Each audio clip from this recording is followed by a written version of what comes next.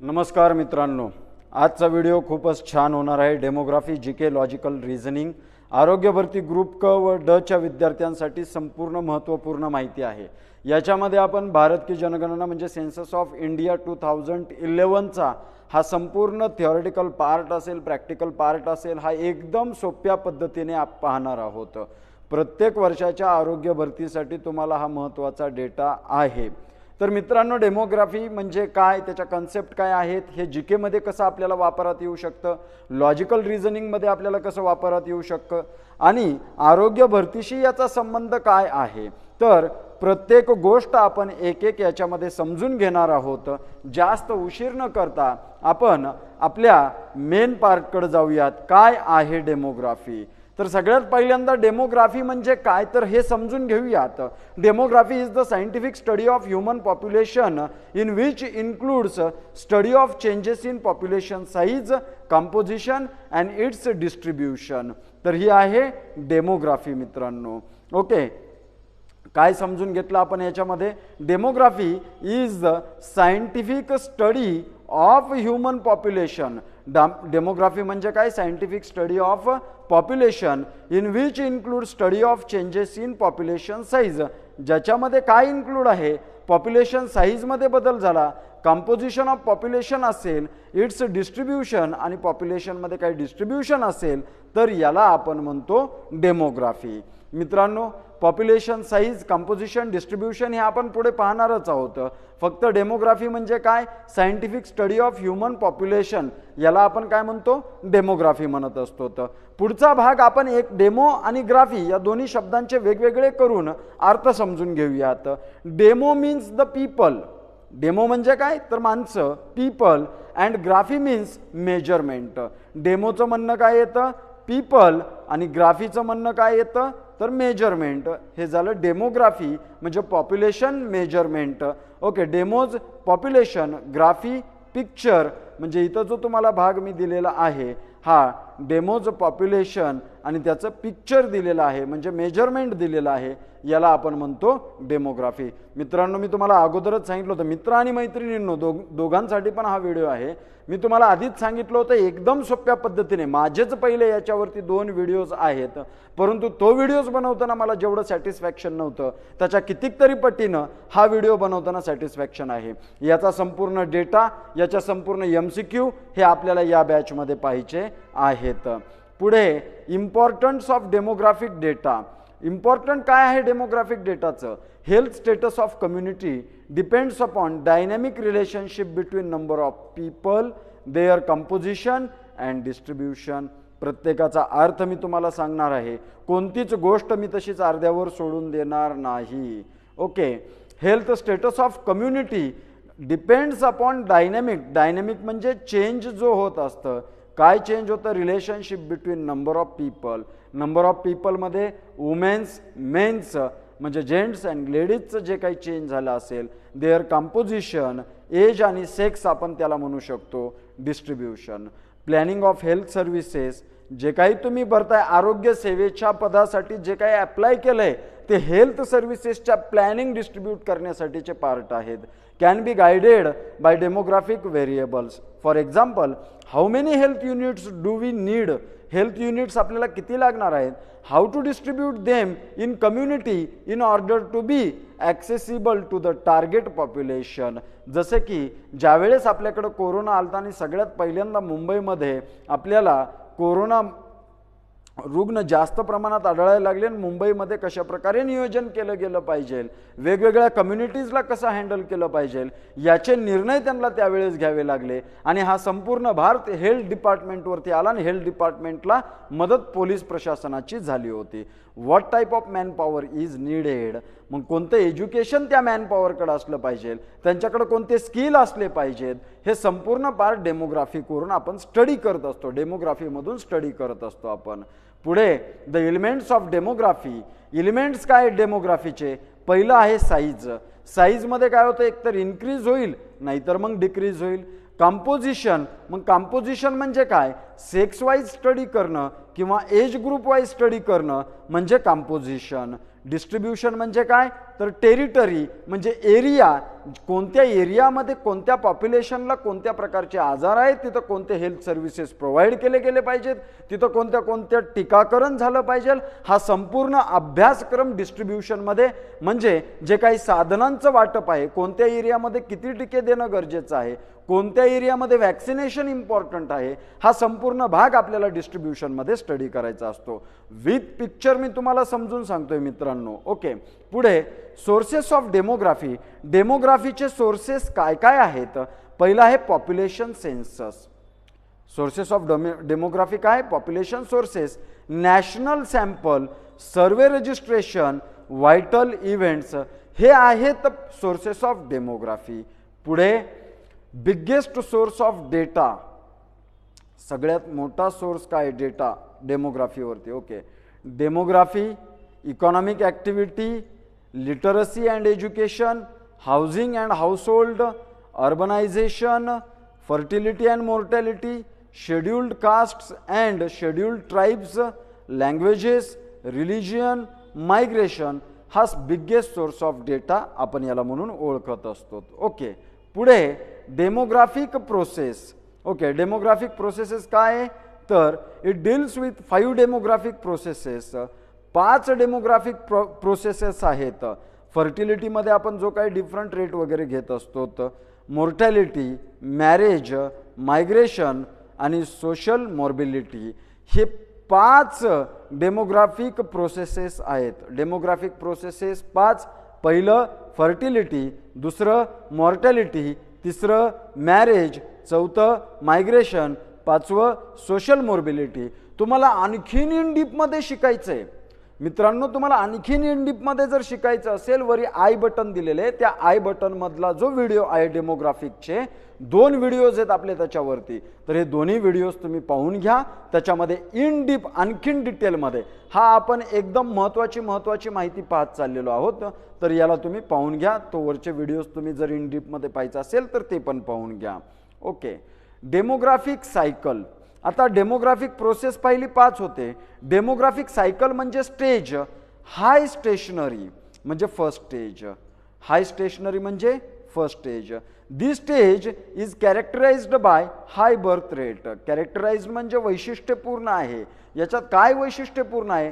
याच्यामध्ये हाय birth rate असतो आणि हाय डेथ रेट असतो. कशामध्ये? High stationary. याच्यात हायच दिले म्हणून high birth rate and high death rate. No any change in size and population. कोणत्याही प्रकारचा बदल होत नाही. कशामध्ये? साईज आणि पॉप्युलेशनमध्ये. Indian was in this stage till 1920. 1920 साली इंडिया या स्टेजला होता. अर्ली एक्सपेंडिंग सेकंड स्टेज आहे ही आपली. काय? The death rate begins to decline. जिथं death rate high death rate कडून कमी डेथ रेट व्हायला जिथं चालू होतो त्याला आपण काय म्हणतो? अर्ली एक्सपेंडिंग म्हणजेच second stage. The death rate begins to decline, start decreasing and birth rate no change, initial increases in population. आणि जिथं बर्थ रेटमध्ये कोणताच चेंज होत नाही, अर्ली एक्सपेंडिंग स्टेज होती. जाऊयात पुढे.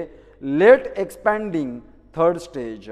Okay, late expanding third stage. The birth rate begins to decline. जिथं बर्थ रेट बिगिन्स होतो डिक्लाइन व्हायला, the death rate still decreases. आणि डेथ रेट पण डिक्रीजच असतो त्याच्यामध्ये. ओके, त्याला आपण थर्ड स्टेज म्हणतो म्हणजे late expanding. Continuous increase in population. Population वाढत असते, बर्थ रेट डिक्लाइन होतो, डेथ रेट डिक्रीज होत असतो. पुढे आहे low stationary fourth stage. This stage is कॅरेक्टराइज्ड by low birth rate and low death rate. Stability in population. दोन्ही पण low होत चाललं जातं, परंतु इथं पॉप्युलेशन कशी असते? स्टेबल असते. परंतु इथं कंटिन्युअस इन्क्रीज. थर्ड स्टेजला कंटिन्युअस इन्क्रीज होती आणि फोर्थ स्टेजमध्ये स्टेबिलाइज झालेली आहे. Declining fifth stage. Okay, declining 5वी स्टेज काय? Declining. Fifth stage. In the declining stage birth rate is lower than the death rate. म्हणजे बर्थ रेट हा डेथ रेटपेक्षा कमी असतो. म्हणजे BR is less than DR. म्हणजे डेथ रेटपेक्षा बर्थ रेट हा कमी असतो. ओके, मग याला असंही म्हणू शकतो death rate is greater than birth rate. म्हणजे याचं पण मिनिंग काय झालं, डेथ रेट हा बर्थ रेटपेक्षा जास्त आहे, म्हणजेच बर्थ रेट हा डेथ रेटपेक्षा कमी आहे. जाऊयात पुढच्या भागाकडे. Methods of data collection. Data कलेक्शनच्या मेथड कोणत्या कोणत्या आहेत. Primary data collection. Collection is done by the individual by using the methods. Okay, primary data collection सगळ्यात पहिलं पाहतोय. मेथडमध्ये कोणतं पाहतोय, प्रायमरी डेटा कलेक्शन. याच्यावरती MCQ विचारला जातो. Collection is done by the individual by using the methods such as. Okay, primary data collection म्हणजे एखादा इंडिव्हिज्युअल डेटा कलेक्ट करत असतो. काय करून, तर तो ऑब्झर्वेशन करतो, इंटरव्ह्यू घेतो, क्वेश्चनेअर मेथड ॲडॉप्ट करतो आणि डायरीज मेथड यूज करत असतो. तर याला म्हणतो मेथड्स ऑफ डेटा कलेक्शन मधलं प्रायमरी डेटा कलेक्शन. पुढचं आहे सेकंडरी डेटा कलेक्शन. म्हणजे अगोदरच कोणीतरी डेटा कलेक्ट केलता, त्याचाच डेटा वापरून आपण त्याच्यावरून नवीन निष्कर्ष काढलं. मग सेन्सस हा सेकंडरी डेटा झाला. नॅशनल सर्वे हा पण सेकंडरी डेटा झाला. Registration of vital events, secondary. Vital म्हणजे महत्वाच्या घटनांचं रजिस्ट्रेशन करून गेलं आपण, त्याला पण आपण काय म्हणतो, secondary data collection. Demographic study secondary data collection आणि रेकॉर्ड्स सेकंडरी डेटा कलेक्शन. तर हे आहेत सेकंडरी डेटा कलेक्शनचे टाईप्स. पुढे analysis and interpretation of data. त्या डेटाचं ॲनालिसिस आणि त्याचं इंटरप्रिटेशन आपल्याला करायचं आहे. पहा, 2-3 टॉपिक याच्यामध्ये आपण कव्हर करतोय. Analysis and interpretation of data. Data is collection directly or indirectly from population. Data म्हणजे काय, तर collection directly or indirectly from population. The data collected directed from individuals by face to face survey. Data कसा collect केला जातो, इंडिव्हिज्युअलकडून face to face सर्वेमधून केला जातो. Data collected during census. जो डेटा कलेक्ट केलेला असेल सेन्ससमध्ये, याचा आपल्याला काय करायचं आहे, ॲनालिसिस. ॲनालिसिस करणं म्हणजे काय, तर एक अनुमान करायचं, त्याच्याकडे डेटाचे अभ्यास करायचा आणि त्याच्यावरून अनुमान काढायचं. इंटरप्रिटेशन करणं म्हणजे काय, त्याचा निष्कर्ष काढायचा आपल्याला. Data related to health from an individual. एखाद्या इंडिव्हिज्युअलच्या हेल्थची डेटा कलेक्ट करणं. Data related to illness from an individual. एखाद्या आजारपणाचं इंडिव्हिज्युअलचा डेटा कलेक्ट करणं. ओके, हे आहेत analysis. The data which is collected from outside the source such as records. Data taken from hospital records म्हणजे जे काही बर्थ रेट असतील, डेथ रेट असतील, या प्रकारचे आपण पूर्ण डेटा याच्यामध्ये आपण कलेक्ट करत असतो. तर डेटा टेकन फ्रॉम सेन्सस, सेन्ससवरून डेटा घेणं. Data collected need to be arranged. Data arrange करावा लागतो. Arrangements of data, tabulation, chart, diagrammatic presentation, graphical picture, हे सगळा भाग आपण पाहिलेला आहे. सगळ्या लिंक तुम्हाला मी ह्या डिस्क्रिप्शनमध्ये देतो. तो पार्ट तुम्ही तिथं जाऊन पाहून घ्या.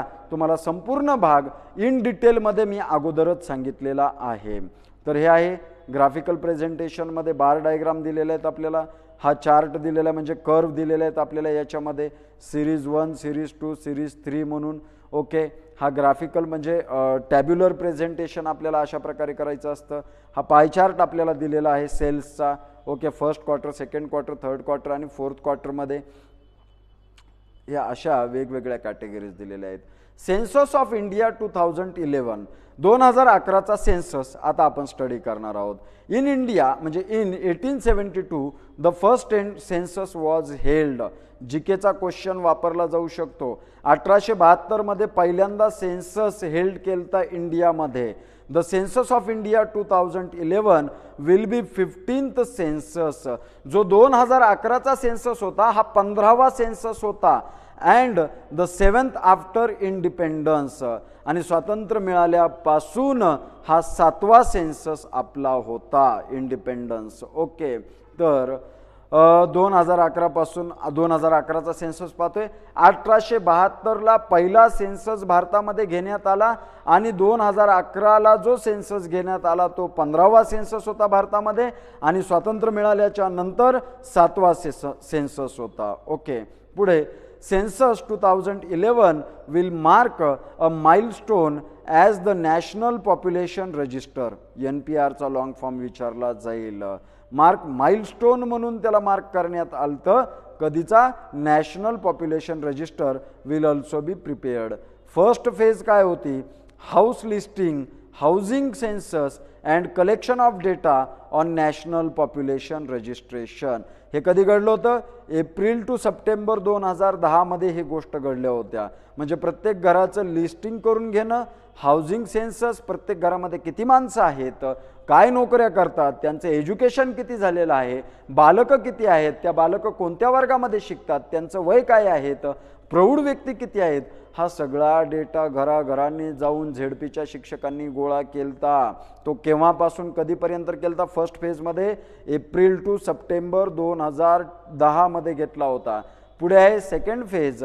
सेकंड फेजमध्ये काय केलं? पॉप्युलेशन इन्युमिरेशन हा 9 टू 28 फेब्रुवारी 2011 म्हणजे 9 फेब्रुवारीपासून 28 फेब्रुवारीपर्यंत 2011च्या हा डेटा कलेक्ट करण्यात आला होता.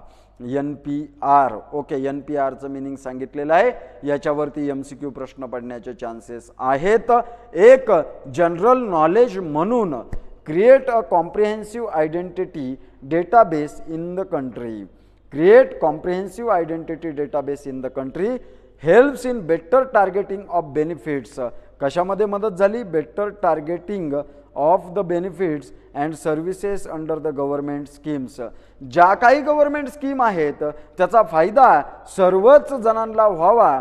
ज्यांच्यासाठी त्या स्कीम काढलेल्या आहेत त्यांना त्याचा फायदा घेता यावा म्हणून त्याचापर्यंत स्टडी करणं, प्रत्येक हाऊसहोल्डचा आपण डेटा कलेक्ट करणं हा महत्त्वाचा होता. प्रोग्रॅम्स, इम्प्रूव्ह प्लॅनिंग, हे सगळं आपल्याला सेकंड फेजमध्ये आपण पाहिलं होतं. पुढे 2001 आणि 2011च्या डेटाचा आपण कंपॅरिझन केलेला आहे. States, union territories. Union territories आणि स्टेट्स असे दोन पार्ट आहेत. टोटल 35 होते. दोन्ही त्यावेळेसचा डेटा पाहतोय आपण. 35. डिस्ट्रिक्ट्स 593 होते. 2011 मध्ये 640 झाल्या. तहसील 5463 होते. 2011 मध्ये 5767 झाले. टाउन्स 5161 होते. 2011 मध्ये 7742 झाले. विलेजेस 5,93,732 होते. तेच 2011ला 6,08,786 झाले. हाऊसहोल्ड किती कुटुंब होते? 1,94,000 मिलियन म्हणजे 194 मिलियन एवढे पॉप्युलेशन होते आणि 2011ला 240 मिलियन झाले. पॉप्युलेशन वाढले तर सर कुटुंब कसं वाढलं? कुटुंब वाढलं नाही, कुटुंब विभागलं गेलं. कुटुंब वाढले नाहीत, आहे तेच कुटुंब आहेत. भाऊ वेगळे झाले. जे एकत्र कुटुंब पद्धती होती ती 2001 पर्यंत म्हणजे 1999 पर्यंत, 2005 पर्यंत आपण पाहिली तोपर्यंत होते. नंतर जी फ्लॅट सिस्टीम आली त्याच्यामध्ये कुटुंब विभागले गेले, याच्यामध्ये नातं लांबवलं गेलं. त्यामुळे तर पॉप्युलेशन कितीने वाढली?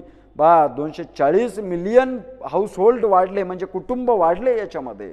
पुढे पॉप्युलेशन 1.03 बिलियन आणि इथं 1.20 बिलियन एवढ्याने पॉप्युलेशन वाढली. आता आणखीन वाढणार पॉप्युलेशन. डेटा ज्यावेळेस प्रेझेंट होईल त्यावेळेस वाढेल.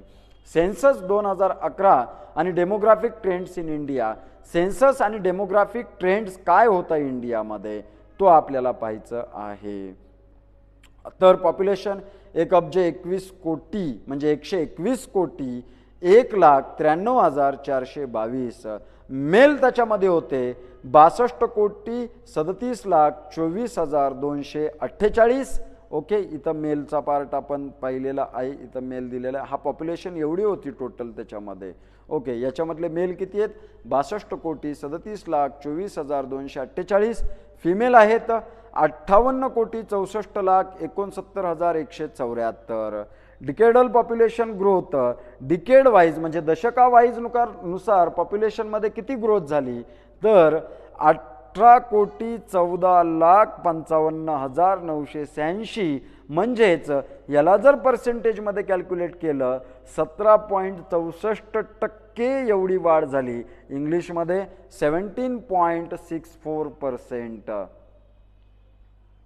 पुढे आहे डेन्सिटी ऑफ पॉप्युलेशन म्हणजे घनता, याला आपण काय म्हणतो, घनता असं म्हणत असतो. ओके, पॉइंटर, इंक कलर आपण याच्यामध्ये आता घेऊयात ब्लॅक. ओके, तर डेन्सिटी म्हणजे काय, तर घनता.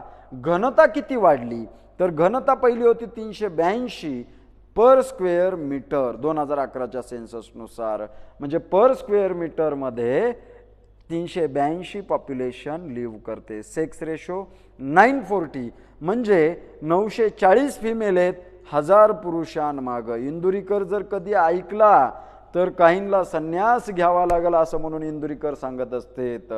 तर त्याच प्रकारे म्हणजे त्यांना काय सांगायचे, मुलगा मुलगी समान ठेवा, म्हणजे कोणाचा जरी जन्म झाला तर मुलगी बी तेवढीच आपल्याला ग्रोथ करून देते. आणि आज तर आपण पाहत आहोत बऱ्याचशा सेक्टरमध्ये, म्हणजे बऱ्याच काय मॅक्झिमम सेक्टरमध्ये टॉप लिस्टला मुलीच येत आहेत. ओके, तर चला ठीक आहे. तर आता पहिल्यासारखं काही मांडलं जात नाही, परंतु सेक्स रेशो हा जो आहे 940 होता 2011मध्ये, फिमेल पर 1000 मेल्स, 1000 मेल मागं 940 फिमेल्स आहेत. Population in the age group 0 to 6, 0 ते 6च्या एज ग्रुपमध्ये किती पॉप्युलेशन आहे, 15,87,89,287 म्हणजे 13.12% ऑफ टोटल पॉप्युलेशन. सर्व पॉप्युलेशनच्या 13.12% एवढी पॉप्युलेशन ही चाइल्ड पॉप्युलेशन आहे. ओके, म्हणजे 0 to 6 पॉप्युलेशन आहे. लिटरेट्स 77,84,54,120 एवढे लिटरेट आहेत. ओके, म्हणजे 74.04% मेल आणि 82.14% फिमेल एवढं पॉप्युलेशन लिटरसीमध्ये फिमेलचं वाढलेलं आहे. पुढे items of information, house listing and housing census. Information relating to buildings, use, quantity and quality, available to the household, asset possessed by the household, use of house, drinking water, availability and type of literacy. तर items of information NPRच्या डेटानुसार, okay, name of persons, काय काय items त्याच्यामध्ये collect केलेले आहेत, तर त्याच्यामध्ये घेतलेले आहेत नेम ऑफ पर्सन्स घेतलं, रिलेशनशिप टू हेड घेतलं, फादर्स नेम घेतलं, मदर्स नेम घेतलं, स्पाऊस नेम घेतलं. म्हणजे ज्यावेळेस प्रत्येक कुटुंबाची माहिती गोळा करायची होती त्यावेळेस त्यांनी संपूर्ण भाग याच्यामध्ये कोणता कोणता डेटा कलेक्ट केला.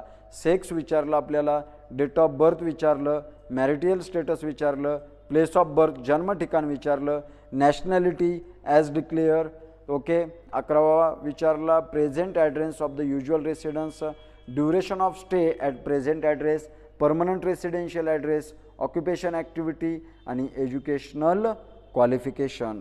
एवढ्या सगळ्या गोष्टी आपल्याला त्यांनी विचारून घेतल्या होत्या. Photograph, fingerprint or iris if approval to be collected for usual resident age 15 years and above. आणि आता तर तुम्हाला माहितीच आहे की आत्ता पूर्णपणे आधार कार्डवरचा जो डेटा आहे संपूर्ण डेटा त्यांच्याकडे आहे. ओके, तर व्हिडिओ जर समजले तर शेअर करा, लाईक करा, सबस्क्राईब करा. ओके, चॅनलला सबस्क्राईब करायला विसरू नका आणि बेल आयकॉन फॉर ऑल करायला विसरू नका. मित्रांनो, तुम्हाला जर आणखीन याच्यावरचे क्वेश्चन्स पाहिजे असतील, मल्टिपल चॉईस क्वेश्चन पाहिजे असेल तर वरी आय बटन आहेच, त्या आय बटनवरती क्लिक करा आणि आमचे व्हिडिओज तुम्ही पाहून घेऊ शकतात. संपूर्ण व्हिडिओज तुम्हाला त्याच्यामध्ये संपूर्ण क्वेश्चन्स डेमोग्राफीवरचे तिथं मिळून जातील. धन्यवाद. पुन्हा भेटूयात आजच्याच संध्याकाळच्या व्हिडिओमध्ये. तोपर्यंत बाय बाय.